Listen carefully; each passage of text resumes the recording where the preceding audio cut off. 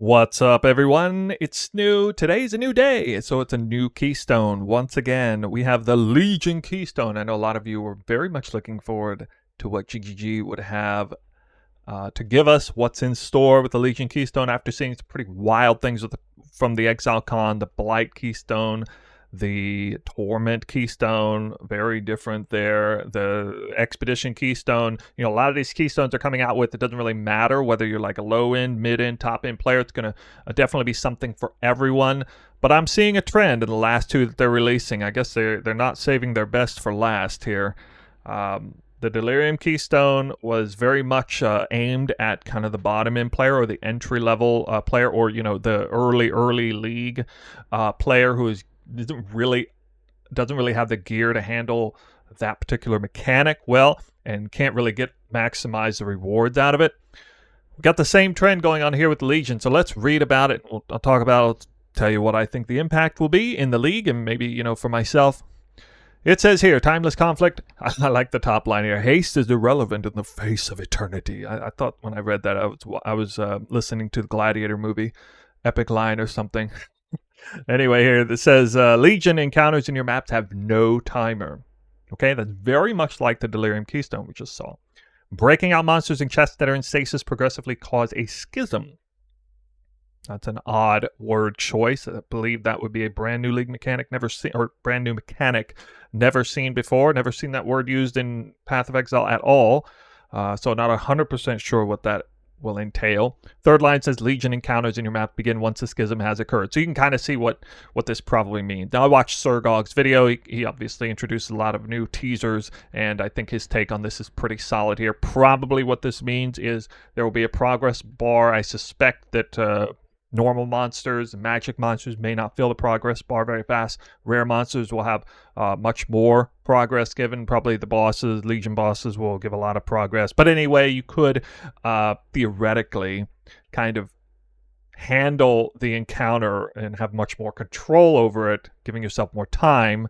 Be able to use a weaker build offensively, maybe a more tanky build, and be able to handle it pretty easily that way. But also kind of control your damage to only unlock the monsters that are kind of high value, high priority, the ones with incubators on, the chests that spawn, maybe the bosses if you're into taking them on.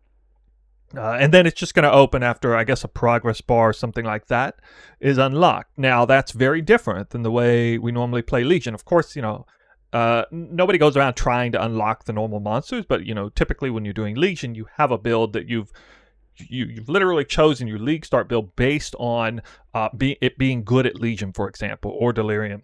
And as much as I personally am not really going to get anything out of this, probably, I must say, it's nice. It kind of levels the playing field. I think it speaks a little bit to build diversity and allowing some people who otherwise wouldn't have a build that's good for Legion or Delirium, kind of speaking on Delirium's keystone before, to be able to, participate in some of these very high value mechanics. Now, the interesting thing is the Legion keystone, unlike the Delirium keystone, doesn't kill your league specific rewards. You still get the same league specific rewards. So this could actually be really nice. You can kind of see in your head potentially, I don't know, just some kind of very tanky build, something that hardcore solo self-found might play especially.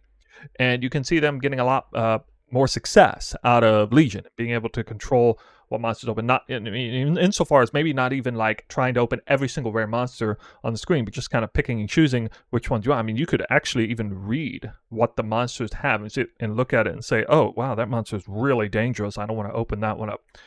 Potentially, if you had that much control over your damage, that is kind of cool. And I personally may not get much out of it, but I suppose on day one, even like maximizing, juicing and stuff, my build can't really handle it. That very, very early league start, just getting into red maps.